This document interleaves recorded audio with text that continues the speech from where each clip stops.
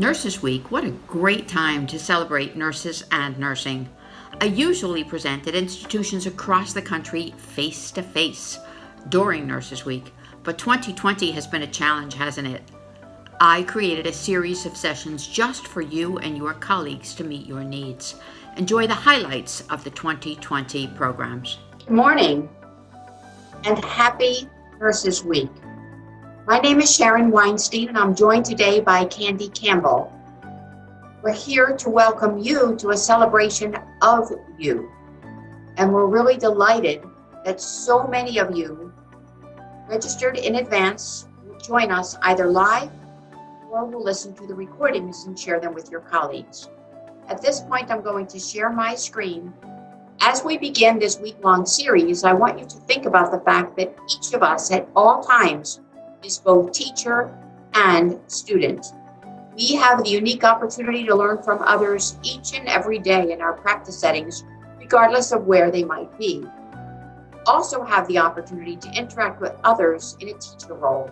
So let's always be cognizant of that. Today, more than ever before, compassion fatigue is a possibility. Awareness of the problem is critical to developing an intervention, and we find ourselves wanting to be all things to all people.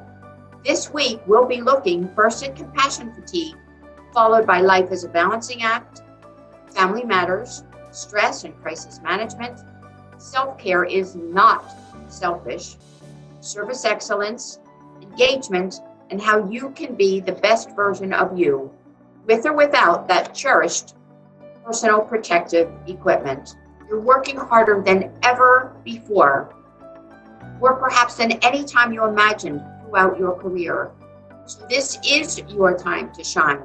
And I'm glad that you and everyone else on this call are with us today as we discuss this important topic. So a special welcome to each and every one of you out there. We have individuals from probably 40 states who have registered for this program. For years, society has tried to assure ambitious young women that if they worked hard enough, they could juggle both a high demanding career and a family. However, Sheryl Sandberg, who's Facebook's COO, says otherwise. She admitted that balancing both worlds is extremely difficult. But it's a necessity if we want to have women, and especially women leaders, in the workforce. Women are the typical earth personality in ancient Chinese medicine. They do everything for everyone else before they do a thing for themselves. And the result is stress at the very highest level. So think about it. If you have kids, the lunches are made, the breakfasts are made, the laundry is done, the laundry is put away. Permission slips are signed if needed. And again, if they're little, you have time to snuggle with each and every one of them before you decide to call it a day. So at the end of a busy day, there is no time left for self-care, is there? And without it, stress escalates until we, as women, call a stop to the turmoil. So let's look at the coronavirus. Impact, it's global in nature, although in each and every city that you represent, I'm sure that you feel that it is impacting someone you know has the virus, someone you know is in survival stage. So let's face it, the more you face, the more you overcome. We've all been through floods and turmoil and disasters and earthquakes and heaven knows what more. But nothing, no matter where we are or where we're from, has ever taken the toll that it appears COVID-19 is taking. It really is a travesty. But we're nurses and we do overcome and we do better and we do more. And in the face of turmoil, we really rise to the occasion and step it up and become even stronger than ever before. This is your time to shine, with or without that mask. But self-care is a part of that process, and it's what allows you to raise to the level to which you need to raise and be all things for yourself. So don't count on the things that you do the things that count, in the words of Zig Ziglar. It's really important to take that deep breath, to smell the roses or the dandelions, whatever they are. Just take that time for yourself. And so today we'll be talking about self-care and why that is so important for each of us. power of self-care. First of all, valuing you, honoring, nurturing, loving, respecting, being kind to you. Self-care, no matter what field of work we're in, is at the core of successful living.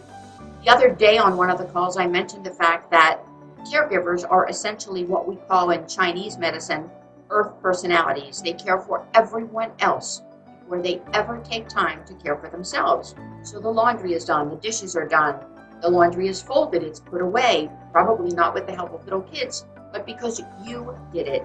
The groceries are bought, and yes, they're brought into the house and put away as well, or Instacart or someone else delivered them, and they still need to be put away. But it's really all about doing everything else for everyone else before you take the time to do it for yourself. Taking time for self-care has a positive impact on our quality of life and empowers each of us to then reach our goals. Let's focus on that. Let's make that our mantra. We all need personal downtime. And for you, think about it. It might be a slow app or a server. What do you do when your computer is not cooperating with you? Because Zoom right now is on overdrive. The internet is on overdrive. Everyone is using everything, and everything is much slower than usual. The same could be true of your body and mind. When it's not responding when you want it to respond, what do? If it's your phone, you plug it in and recharge it. If it's your body, you can't quite plug it in. But what do for your most precious commodity? You need to do something.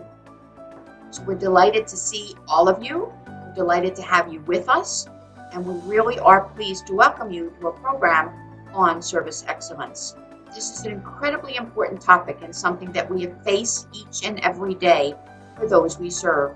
So let me start those slides. The business that we are in, the real business that we are in, is one of service. It may not be the kind of service that you think about from retail or from wholesale or from any other entity, perhaps from a restaurant or more, but it is clearly. So when you think about excellence, who comes to mind? The companies I think of are Nordstrom first and foremost. They have an entire manual on service.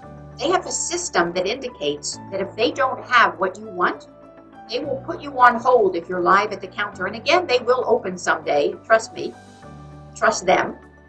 They'll say, just a moment, I'll be back with you. Can you come back in 20 minutes? They'll go find what you need and bring it to you to deliver. So sometimes I ask people when I talk about excellence to sing me a song, not because I know how to sing. Trust me, I don't. My kids have always preferred that I not.